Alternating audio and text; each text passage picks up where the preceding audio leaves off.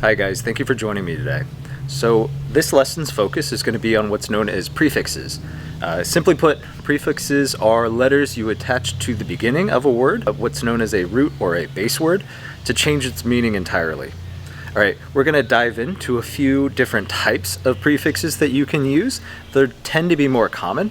However, there are others, which we will discuss in a later video. For now, let's take a look at the first set of prefixes.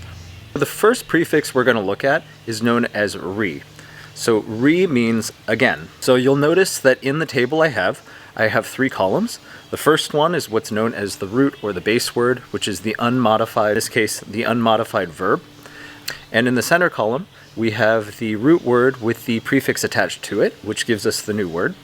And in the third column, you should see the new meaning of that word, as opposed to the meaning of its base word. So looking at the first word, play.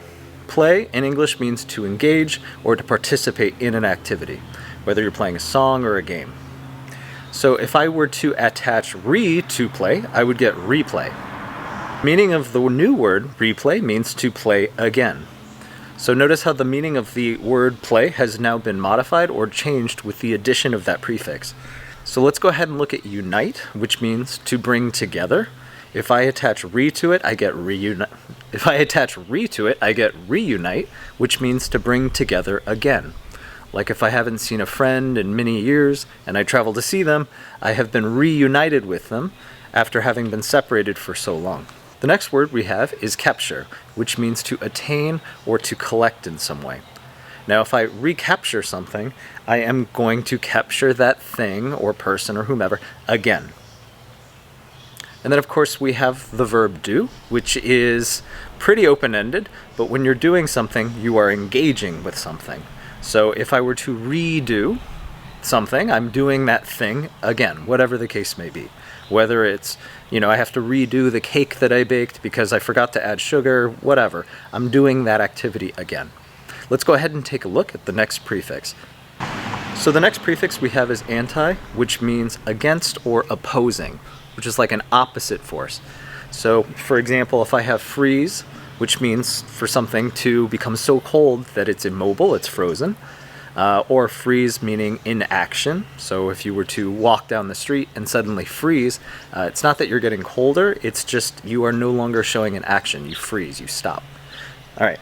So with antifreeze, this is a liquid we use in our cars to help our engines stay cool. It's a liquid that runs throughout. However, in certain climates in certain parts of the country where it may be so cold outside that the liquid which is meant to flow and cool off the inside of your engine of our cars may sit outside and freeze. To prevent this, we use antifreeze, which is a liquid that is against or opposed to freezing. So the next word is aging, which means to grow older. Now, oftentimes in stores or advertisements on TV or in the store you're going to see products that advertise themselves as anti-aging. And this is geared more for adults who are trying to slow or stop the process of aging. So anti-aging products or foods or practices like exercise promise to stop or oppose aging. Now, social. When you are social, you are very adept at dealing with people. You like to engage with people, to have conversations, whereas its opposite is antisocial. If you were to refer to someone as antisocial, what you're saying is they are against socializing. So they're not very friendly, typically, or they go out of their way to avoid people so they do not have to socialize. It's usually not a good thing to refer to someone as antisocial, but we all have personalities that are, one way or the other. All right, and the third prefix we're going to look at today is dis. This means opposite or not. It can be interchanged depending on the verb. So the first verb we're going to look at is agree. When you agree, you typically come to a mutual understanding of something. Whether I agree, hey, this movie was great, a friend and I will have an agreement, so we both understand that our feelings are mutual, they're shared. So to disagree is where you have the opposite. So just like the prefix tells you, it means opposite or not. So if I disagree with someone, it means I do not share their mutual feeling. Now we're going to look at the verb able, which means to be able to do something. Now, disable means to prevent from working or to take its original function and to turn it off. Some people are referred to as disabled. So sometimes people are referred to as disabled. That means a function that would be ordinarily working on someone who is not disabled or able-bodied is not working. So if my legs were disabled, that means I could not use my legs. And then the last verb we're going to look at is obey.